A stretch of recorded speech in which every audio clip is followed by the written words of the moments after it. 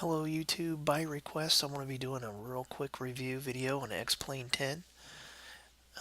If you haven't guessed already, it is a flight simulator. I guess its closest cousin would be Microsoft Flight Simulator X, or the Microsoft Flight Simulator franchise has probably been around for a decade or more. X being around for, I guess, a couple of years. Xplane 10 has also been around for a couple of years, and there's some things I really like about it and some things I really don't like about it. I am not going to get into a comparison video between the two. There's plenty of videos out there that do that, and personally, I don't think it's very constructive to get into this simulator is better than that simulator. Instead, I'm just going to give you a quick review and just give you my thoughts on what I think about the simulator. Um, One of the things that I like right off the bat is the lighting. Lighting's very well done.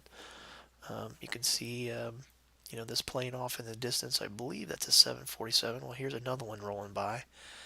Um, you can really see how it lights up the runway. The rudder's lit. You can see the jet wash on the landing gear there. Um, it's just one of the things that they really did a good job on. It just looks fantastic. There's another plane coming this way. All these planes are being controlled by the AI. By default, I think there's only maybe one or two planes that they put with you. I kind of like to have a busier airport, so I've uh, I've placed quite a few different planes, and for the most part, air traffic control does a pretty good job controlling them. You'll see them go into a hold pattern where they'll just stop, just like they would in real life if they were told to hold. But like I said, the lighting is great. You can see the strobe light going off. It's just very realistic. We are at Northern Kentucky Cincinnati International Airport. This all this scenery that you see here, um, I downloaded. One of the things I don't like about Xplane 10 is there is very little airport scenery. The runways are all there, but um, there's no buildings, no parked planes or anything like that. Um, but there's a wonderful community. I think one of the biggest websites being xplane.org, and you can go download all kinds of add-ons, scenery, um, you name it. So I'm going to take a look at the map here, and I'm going to figure out where to go. This is the Ohio River here. All these purple lines are the other planes. Um, it just shows which direction they are currently moving. You can hit reset path and that blanks them out. I am not going to be doing a controlled flight, just so you know. Xplane 10 does come with built-in air traffic control. It's kind of hard to do a commentary and give you my thoughts and talk to air traffic control at the same time, so I will be simulating my own flight. I'm going to do a 180 and taxi south, and I guess we'll depart on runway 36R, and we'll fly across the river here and go north into Ohio. You can see that the map that they give you here is perfectly suitable for planning any kind of flight. You have all your fixes, you have your NDBs, all the airports are in blue, which I think is nice because they really stand out. You got your Victor highways. You got different types of views. Like I can turn on textured, and you can actually see the cloud cover. It overlays with the weather. which is really nice. And this weather is real time. You can turn that on or turn it off. You can simulate your own weather. You can actually draw with your mouse where you want the weather to be. So there's quite a bit of flexibility there, and I really like that. It lets you simulate just about any kind of condition you want, from zero visibility to clear skies. I'm going to switch back to the en route here. That cleans it up a little bit. Let's see, we could fly to Hamilton. I really want to do just a real quick flight. I don't want to get this too long. I want to keep it down to about 20-25 minutes. We could go to Hamilton, Butler County Regional, KHAO.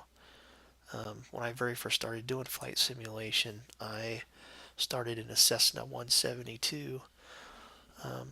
I picked that particular airport just because I drove past it pretty much every morning on my way to work, and I'd always see the Cessnas taking off and landing and whatnot, and it just kind of stuck with me. So, but that will probably be a little too close. I am in a private jet, and that would be about a 5-minute flight. So I'm going to go a little farther north here, maybe to Middletown or Germantown. Let's see, Lebanon. Tell you what, let's just go all the way to Dayton. That'll probably be just about right. And I am going to land on this runway here. So I'll be landing on runway 6L, heading 60. And we're just going to grab some information here real quick. ATIS 12580. And let's see, what else do I need? ILS 10890. So without further ado, we'll go ahead and get the plane started up. Like with most things, you can configure Xplane to start you off with the plane running. And on the runway, I actually like to do a cold start and do it like it would be in real life. So bear with me a minute here while I get some systems fired up, and we'll get moving down the runway shortly.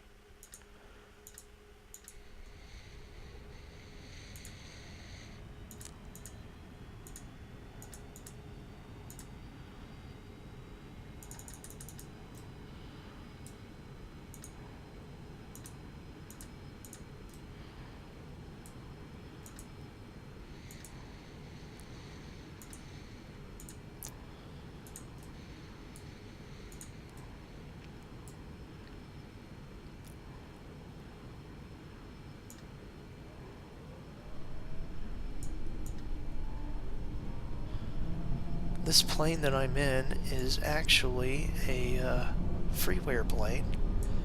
I forget the off the top of my head the person's name that worked on it, but he did an excellent job.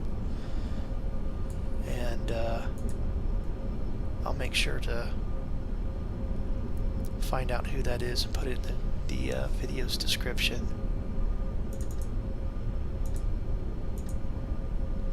And that's the, one of the things that I like about Xplane. Some people complain and say, well, it doesn't have enough planes, it doesn't have enough airport scenery, the terrain is all, autogen, and which we'll talk about a little bit more in detail later. But, it's just got an excellent community. There's a ton of modders out there, and you can download all kinds of add-ons and make this thing look however you want it to look. I think out of the box it looks great for what you get. Okay, let me take a look at my fails and see what else I got going on here. We need our generators.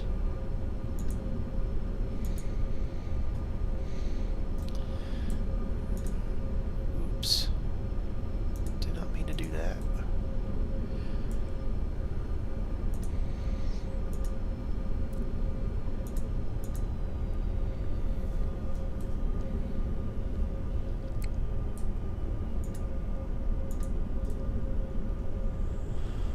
I believe we settled on Dayton, so I'm gonna plug that in here. 54 nautical miles. That seems about right. That should be a quick trip. Click on GPS, lock that in, and let's see.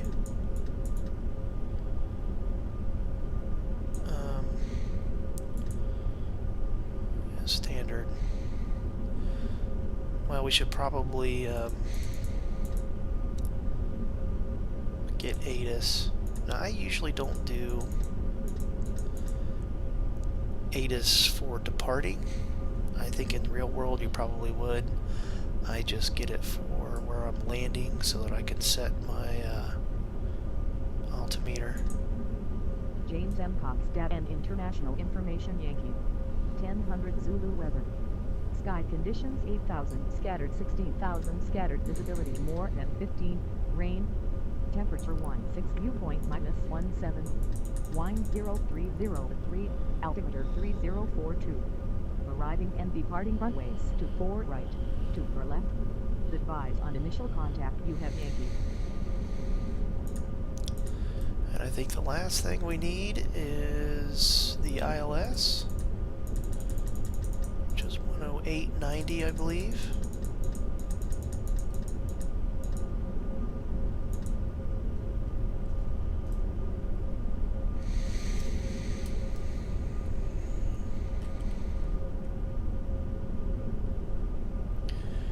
Got a big boy getting ready to depart there.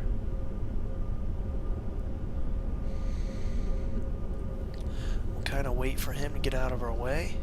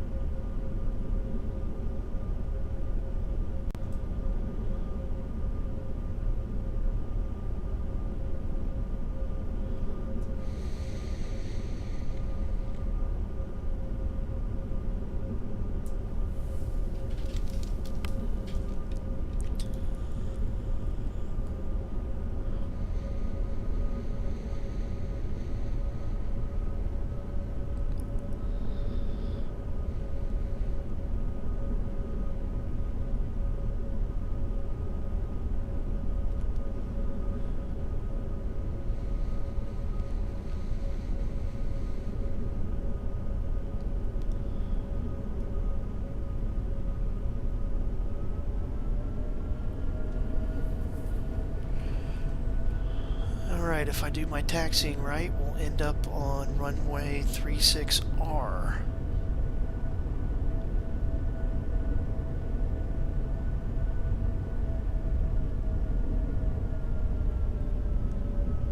One of the things that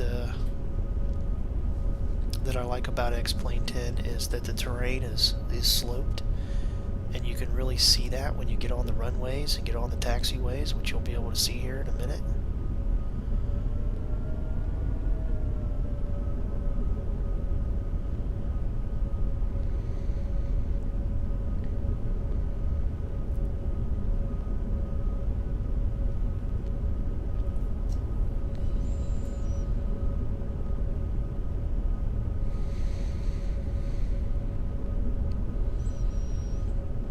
See the slope.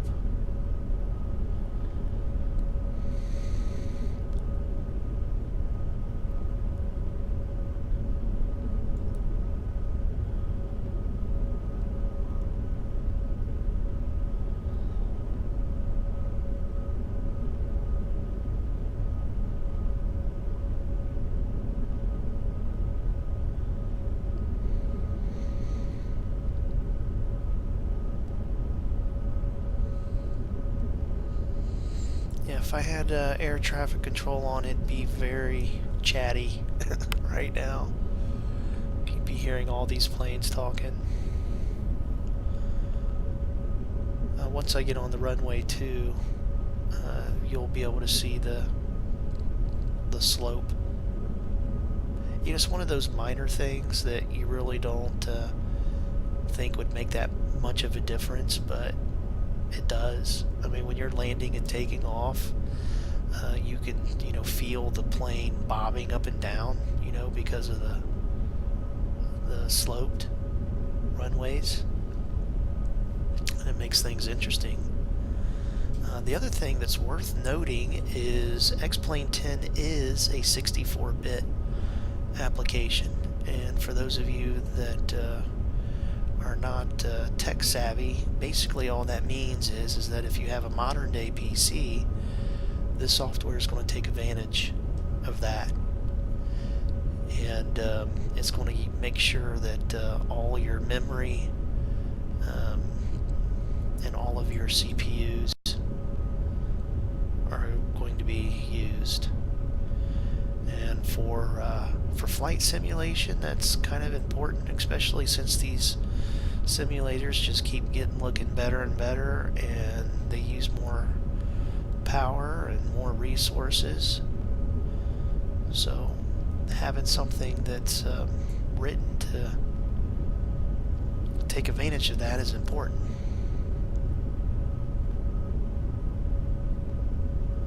Alright, we are coming to the end of the taxiway here.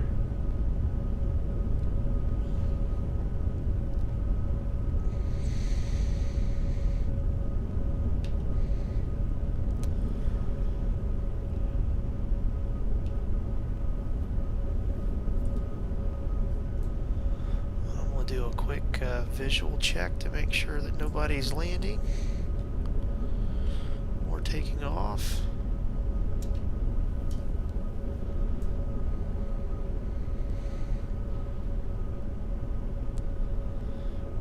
Alright.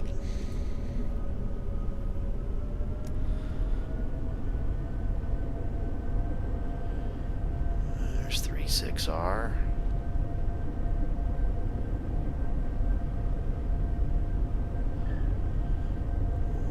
Go ahead and take off.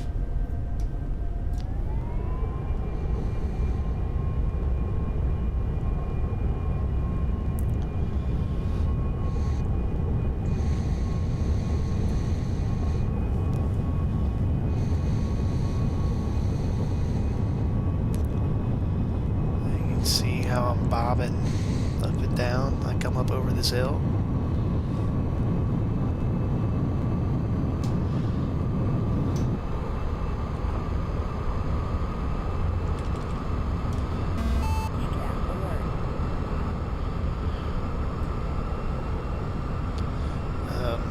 This is 275 here. You can see that it simulates traffic.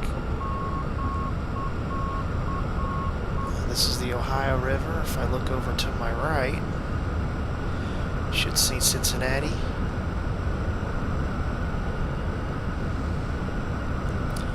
Go ahead and get some altitude here.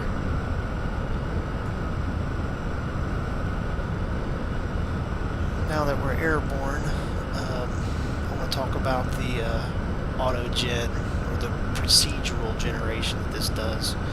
It uses OpenStreetMap, so all the highways are real, but it does a fair amount of fill-in depending on how you have your settings. And a lot of people get really hung up on that. They want to see photo-realistic scenery. And I don't know, for me, I'm okay with procedural generation.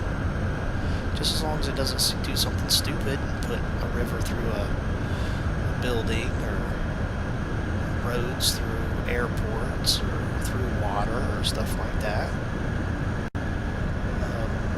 I would think that the procedural generation would take less space on my hard drive and probably use less resources. And, like I said, with Xplane 10 having such a wonderful community, you can go out and download photo-gen scenery if you want. So, I am okay with that. The other thing that I think Xplane 10 does really well is with the clouds. The clouds are volumetric, so there we can see that there's puffs in the clouds, and that they're transparent. You know, in a lot of simulators, you'd have to, that would be an add-on. Volumetric, just so you know, in case you haven't figured it out, it's just a fancy way of saying that the clouds have volume. You can fly into them.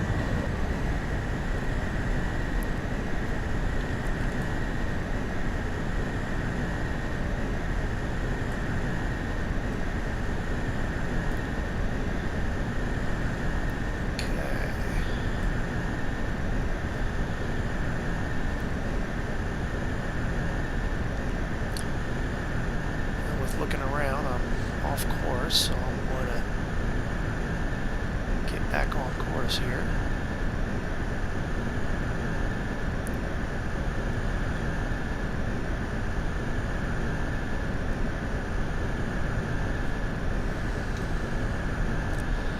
At some point I'd like to get a Track IR headset that moves when you move your head, but in Xplane 10 you can move the mouse around, do a free mouse look.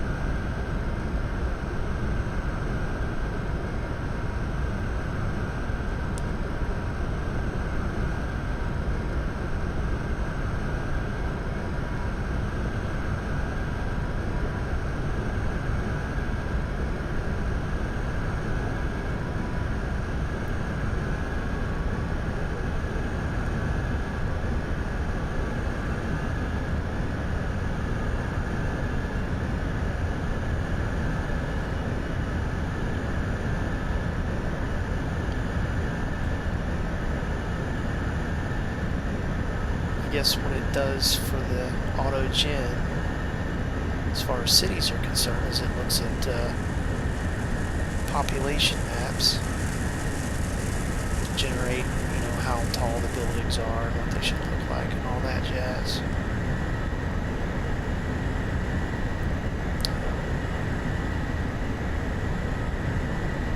This is probably Dayton that we're flying over. About 20 miles from the airport. The southern parts of Dayton anyway. Dayton's probably a little farther north.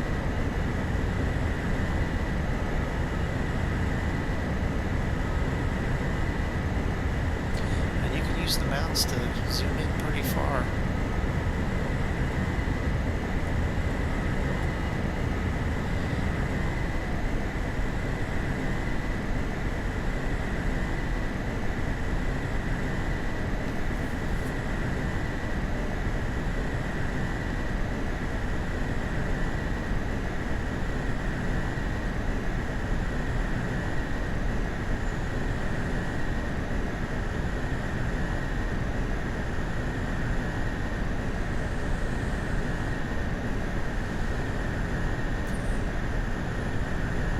I also have it set up on my hat switch to where I can just hit the hat switch and move around.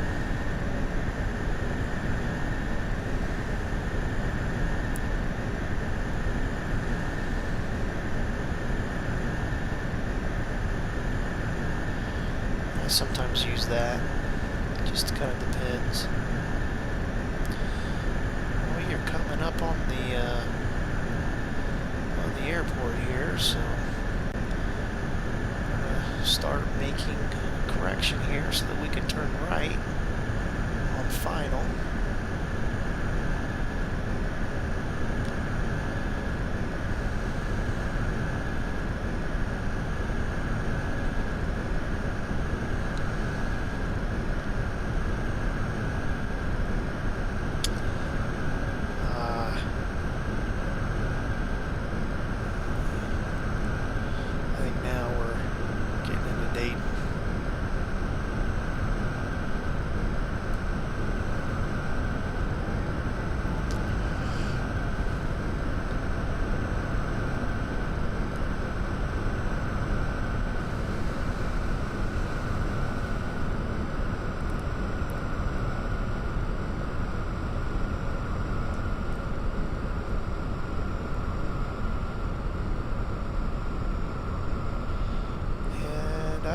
believe that is the airport right there, according to my instrumentation.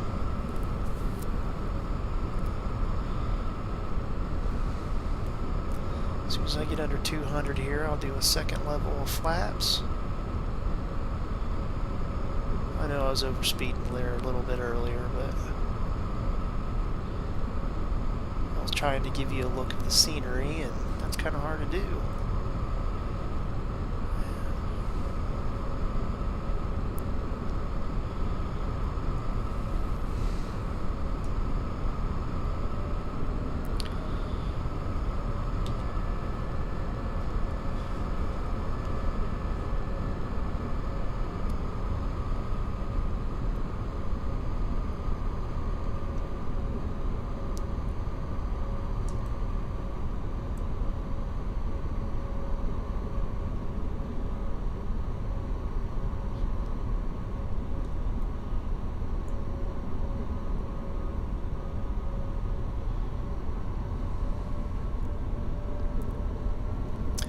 Switch to nav 1, pick up the localizer here.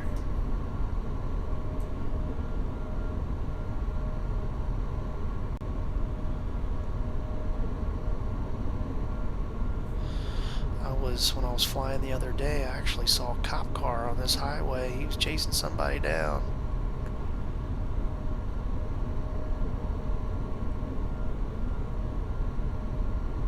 Yep, see, look, there's one. You thought I was making that up.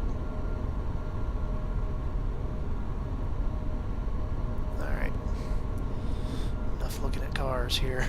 Would get us killed.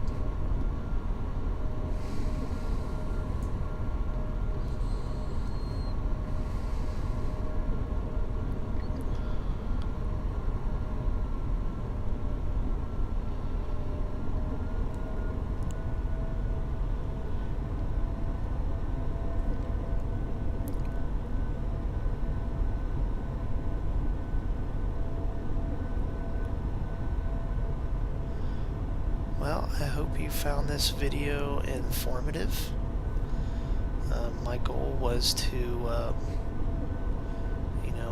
help you make a good decision if you were thinking about purchasing this simulator. The version that I am flying here is what they call the North American version. It comes on 2 DVDs. I want to say that I paid $20 for it.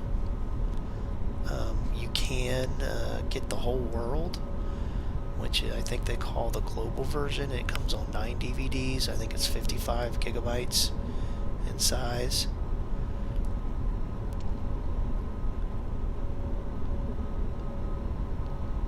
If you want me to do a video with Microsoft Flight Simulator X, I'm happy to do a quick review on that simulator. Again, I'm not going to do a comparison video. There's just so many videos out there that do that. And again, most of them are not very constructive. I guess I should put my gear down.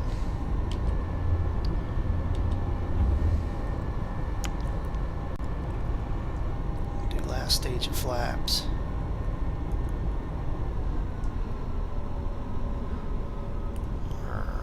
Just about on our glide slope.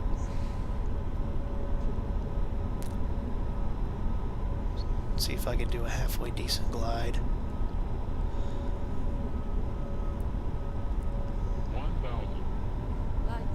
So far, I'm not doing a very good job. That's alright, we're a little low, but we'll catch up to it. If you want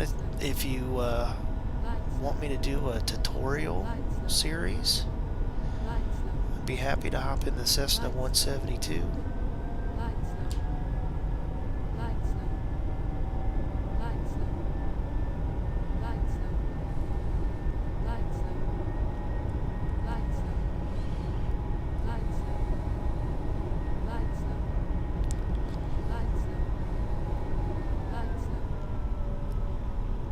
There we go, we're back on it now.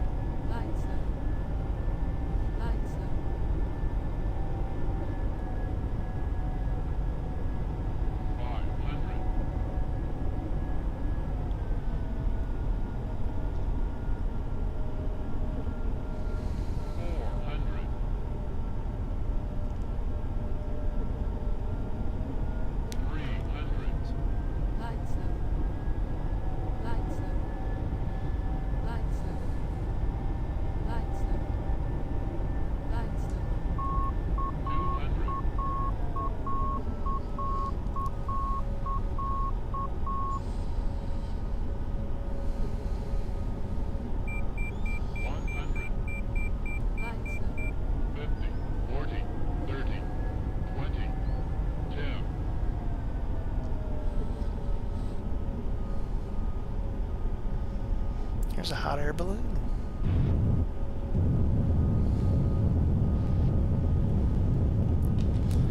Wasn't my best landing. Wasn't my worst either. I definitely need to practice on my glide slope.